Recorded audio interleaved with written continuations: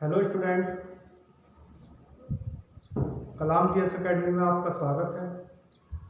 मैं Diwakar Chauhan, faculty of maths, Swami Vivekananda career coaching Jaspur. तो प्यारे बच्चों, कल नंबर सिस्टम पे हम बात कर रहे थे और हमने नंबर सिस्टम में वास्तविक संख्याएं, इमेजिनरी संख्याएं, परिमेय संख्याएं, अपरिमेय संख्याओं के बारे में बात कर रहे थे। तो देखो प्यारे बच्चों को, ये चैप्टर थोड़ा सा थ्योरेटिकल चैप्टर है, इसलिए हम धीरे धीरे हर चीज़ को समझ रहे हैं। तो प्यारे बच्चों, अगर किसी ने हमारी वीडियो नंबर सिस्टम का पहला भाग नहीं देखा है तो कृपया करके पहले पहला भाग देखिए, तब आपको दूसरा भाग समझ में आएगा। तो प्यारे बच्चों, आइए स्टार्ट करते हैं नंबर सिस्टम। और नंबर सिस्टम में हमारा जो अगला टॉपिक है वो है हमारा इंटीजर, पूर्णांक। तो प्यारे बच्चों, पूर्णांक को हमने दो भागों में बांटा। एक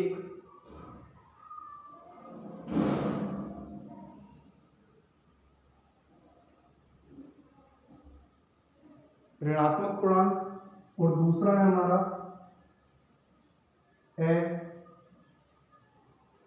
ऋणात्मक पूर्णांक, जिसे इंग्लिश में हम कहते हैं नेगेटिव इंटीजर और नॉन नेगेटिव इंटीजर। तो ऐसी संख्याएं जो ऋणात्मक होती हैं उन्हें हम ऋणात्मक संख्याएं कहते हैं। तो ये स्टार्ट होती हैं -1 से अनंत तक। तो प्यारे बच्चों, जैसे अनंत से -4, -3, -2 और -1। तो प्यारे बच्चों, ये सारी की सारी संख्याएं जो होंगी वो ऋणात्मक संख्याएं होंगी। तो प्यारे बच्चों, इसमें हमसे सबसे पहले क्वेश्चन बन जाता है कि सबसे बड़ा ऋणात्मक पूर्णांक कौन सा है। तो सबसे बड़ा ऋणात्मक पूर्णांक कौन सा है? तो सबसे बड़ा ऋणात्मक पूर्णांक जो होता है प्यारे बच्चों वो कौन सा होता है? -1। अगर मैं बात करूं नॉन नेगेटिव इंटीजर को, तो इसमें इसे भी हमने प्यारे बच्चों दो भागों में बांटा हुआ है। पहला भाग है हमारा उदासीन संख्याएं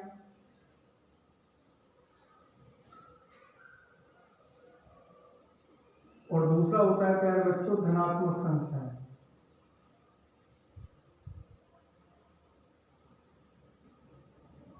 एक होता है प्यारे बच्चों उदासीन संख्याएं और दूसरा होता है हमारा धनात्मक संख्याएं।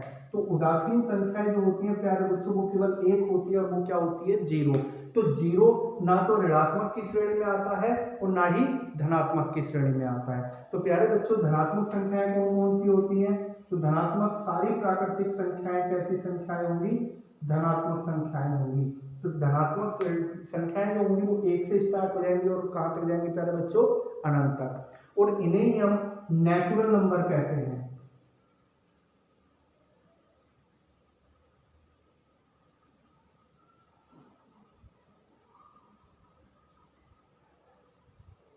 तो प्यारे बच्चों, जो धनात्मक संख्याएं होंगी उन्हें ही हम नेचुरल नंबर, प्राकृतिक संख्याएं या प्राकृत संख्याएं कहते हैं। तो प्यारे बच्चों, आपको मुझे लगता है कि चीजें समझ में आई होंगी। तो मैंने बताया कि पूर्णांक को हमने दो भागों में बांटा। एक होता है ऋणात्मक पूर्णांक और एक होता है अऋणात्मक पूर्णांक।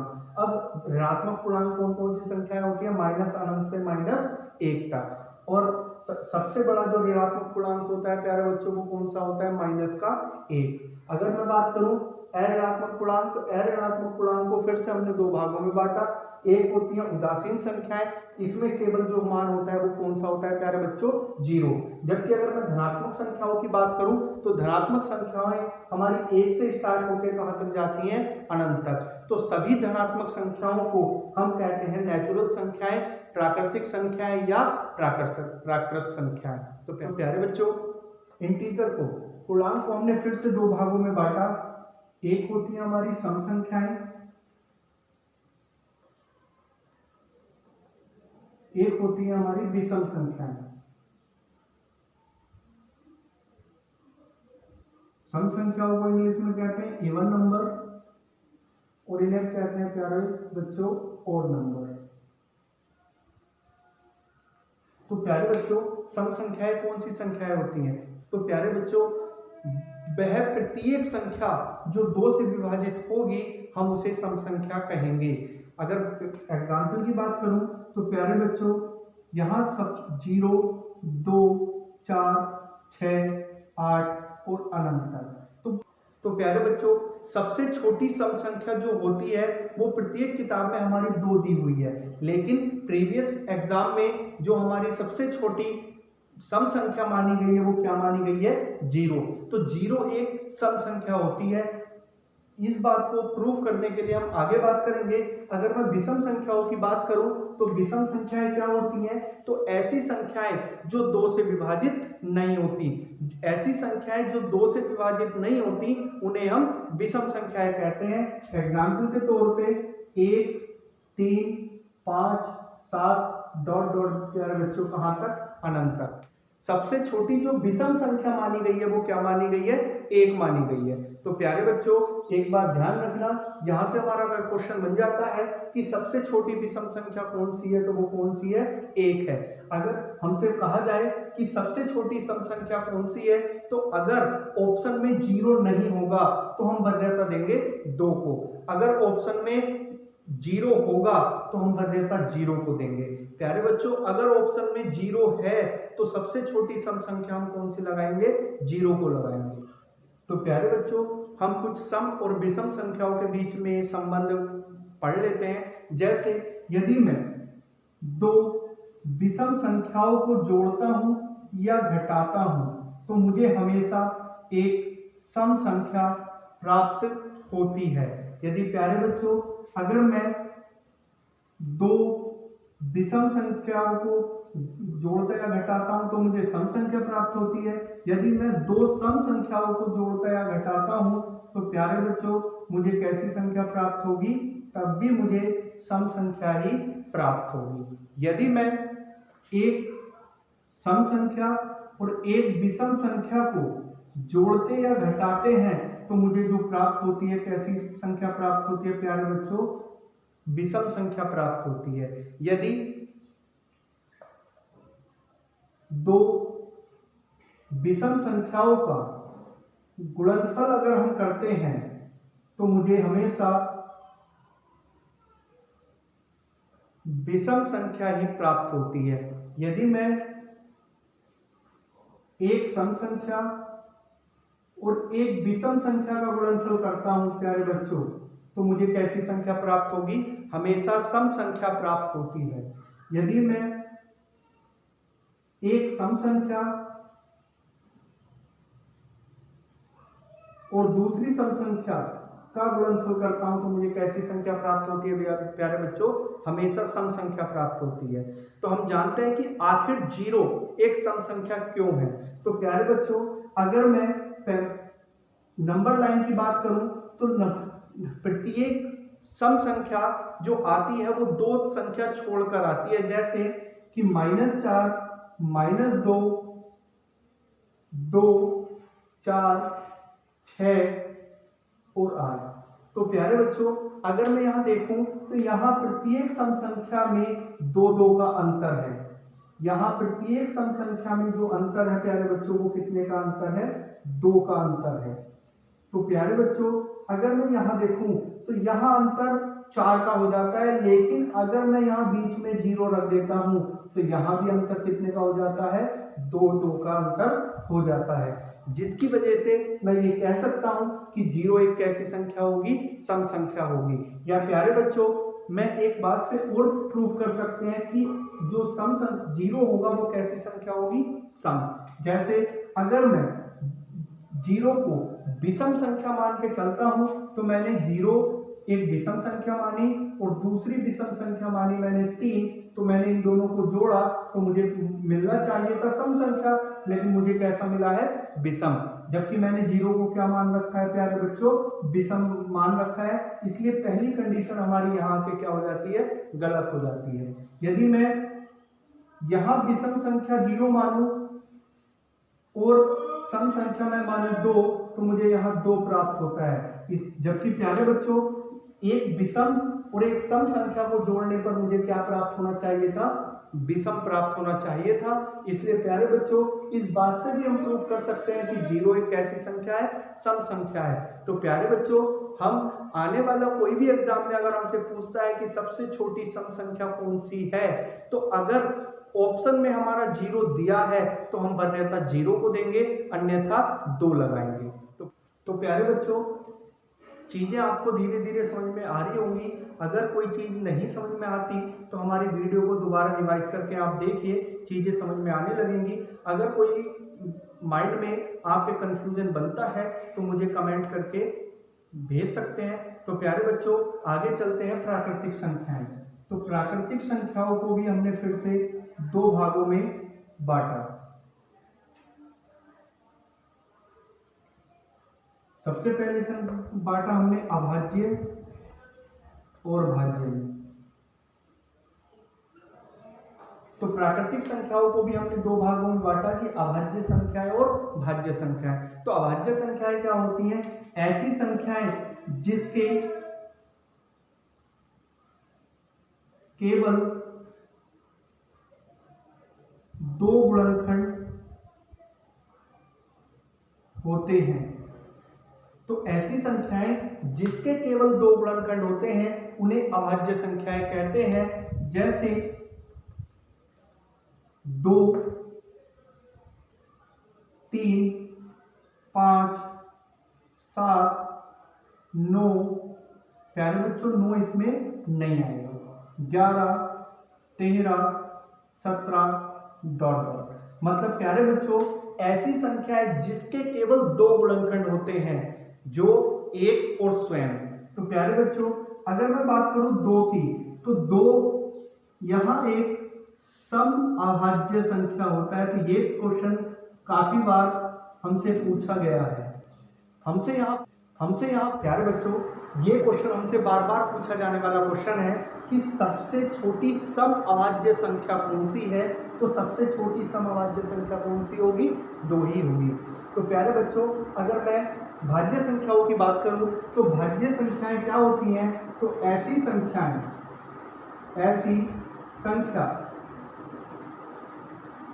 जिसके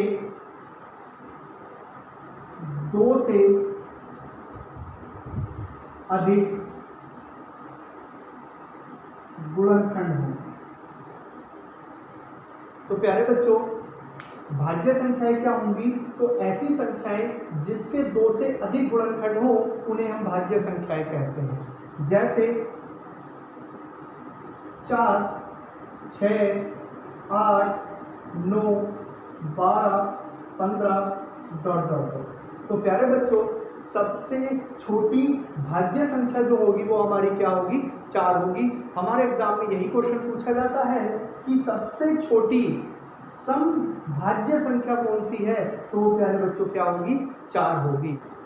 तो प्यारे बच्चों अगर मैं बात करूं 1 की, तो 1 ऐसी संख्या है जो ना तो भाज्य है और ना ही अभाज्य है।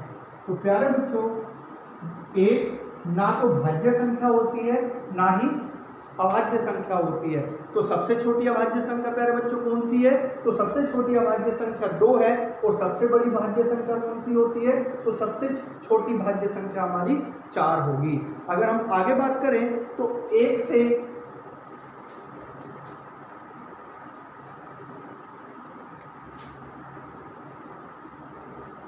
तो प्यारे बच्चों 1 से 50 तक 15 अभाज्य संख्या होती है। अगर मैं बात करूं 50 से 100 तक 10 अभाज्य संख्या होती है। अगर हम बात करें 1 से 100 तक तो 25 अभाज्य संख्याएं हमारी होती हैं। तो प्यारे बच्चों हमसे क्वेश्चन यहीं पे पूछ लेता है कि 1 से 50 तक कितनी अभाज्य संख्याएं होती है, तो कितनी होती है, 15 अभाज्य संख्याएं। अगर 50 से 100 तक की बात करूं तो 10 अभाज्य संख्याएं होती हैं। और अगर 1 से 100 तक की बात करूं तो 25 अभाज्य संख्याएं प्यारे बच्चों हमारी होती हैं। अगर हम बात करें कि सबसे छोटी विषम भाज्य संख्या कौन सी है, तो सबसे छोटी विषम भाज्य संख्या क्या होती है प्यारे बच्चों? 9 होती है। और सबसे छोटी समभाज्य संख्या क्या होती है? तो सबसे छोटी समभाज्य संख्या प्यारे बच्चों क्या होती है? वो होती है हमारी 2। तो प्यारे बच्चों अगर मैं बात करूं आपेक्षित अभाज्य संख्याओं की, तो आपेक्षित अभाज्य संख्याएं क्या होती हैं? तो संख्याओं का ऐसा जोड़ा जिनका में से क्या हो? 1 हो, और दोनों ही संख्याएं भाज्य भी हो सकती हैं, अभाज्य भी हो सकती हैं। जैसे प्यारे बच्चों, जैसे हमारे पास है 5 और 4, अगर वो बात करें 3 और 8, 7 और 12, तो प्यारे बच्चों संख्याओं का ऐसा जोड़ा जो जिनका में से 1 हो, तो इनका में से सभी का क्या है प्यारे बच्चों? 1 है। तो ये दोनों संख्याएं आपेक्षित अभाज्य संख्याएं कहलाएंगी। जैसे ये भी हमारी क्या होंगी? आपेक्षित अभाज्य संख्याएं कहलाएंगी। प्यारे बच्चों अगर मैं सहअभाज्य संख्याओं की बात करूं, तो संख्याओं का ऐसा जोड़ा जिनका में से 1 होने के साथ साथ दोनों ही अभाज्य संख्याएं होनी चाहिए। जैसे प्यारे बच्चों 3 और 5, 7 और 11, 17 और 23। तो प्यारे बच्चों आप सहअभाज्य संख्याएं क्या होती हैं? तो सहअभाज्य संख्याएं संख्याओं का ऐसा जोड़ा जिनका में से 1 तो हो, लेकिन दोनों ही संख्या हमारी क्या होनी चाहिए? अभाज्य होनी चाहिए। तो प्यारे बच्चों आज हमने जाना कि आखिर संख्याओं का वर्गीकरण किस प्रकार किया गया है। तो प्यारे बच्चों एक बार अब तक हमने संख्याओं के वर्गीकरण में कितना पढ़ा उसे जान लेते हैं। सबसे पहले हमने संख्याएं जो होती हैं हमारी 2 प्रकार की होती हैं, रियल संख्याएं, वास्तविक संख्याएं और काल्पनिक संख्याएं। काल्पनिक संख्याओं में प्यारे बच्चों मैंने बताया कि इमेजिनरी नंबर जो हमारे होते हैं वो i होते हैं और उसका मान √-1 होता है। और मैंने उससे आगे बताया प्यारे बच्चों कि हमारा जो i² का मान होगा वो होगा हमारा -1। और प्यारे बच्चों मैंने बताया था कि i को जो कहा जाता है वो इयोटा कहा जाता है। अगर मैं वास्तविक संख्याओं की बात करूं तो वास्तविक संख्याओं को मैंने 2 भागों में बांटा था, पूर्णांक संख्याएं और दशमलव संख्याएं। दशमलव संख्याओं को भी मैंने 2 भागों में बांटा था, शांत और अशांत। शांत संख्याएं वे संख्याएं होती हैं जो कहीं ना कहीं जाके पूरी तरह विभाजित हो जाती हैं, और सारी शांत संख्याएं हमारी कैसी संख्याएं थी? परिमेय संख्याएं। अगर बात करें प्यारे बच्चों अशांत संख्याओं की, तो अशांत संख्याओं को भी मैंने 2 भागों में बांटा था, एक पुनरावृत्ति दर्शाने वाले और एक पुनरावृत्ति न दर्शाने वाले। पुनरावृत्ति दर्शाने वाली संख्याएं भी परिमेय संख्याएं होती हैं, और जो हमारी पुनरावृत्ति नहीं दर्शाती वो संख्याएं कैसी होती हैं? अपरिमेय संख्याएं होती हैं। फिर मैंने परिमेय संख्या और अपरिमेय संख्याओं की आपको डेफिनेशन बताई थी। परिमेय संख्याएं क्या होती हैं? ऐसी संख्याएं जो p/q के रूप में लिखी जा सकती हैं और जहां q 0 के बराबर नहीं होना चाहिए। और प्यारे बच्चों मैंने बताया था कि जो पाई के मान होते हैं 22/7 3.14, वो सारे के सारे कैसे होते हैं? वो हमारे होते हैं परिमेय संख्याएं। जबकि अगर मैं पाई की बात करूं तो पाई एक कैसी संख्या थी? अपरिमेय संख्या थी। और प्यारे बच्चों मैंने और बताया था कि ऐसी संख्याएं जिसका पूर्ण वर्गमूल नहीं निकाला जा सकता, जैसे √2, √5, √7 एटसेट्रा। तो प्यारे बच्चों ये सारी संख्याएं कैसी थी? ये अपरिमेय संख्याएं थी। इससे आगे प्यारे बच्चों मैंने बताया था पूर्णांक। तो पूर्णांक को हमने 2 भागों में बांटा था प्यारे बच्चों, ऋणात्मक पूर्णांक और अऋणात्मक पूर्णांक। तो ऋणात्मक पूर्णांक स्टार्ट होते हैं माइनस अनंत से कहां तक प्यारे बच्चों?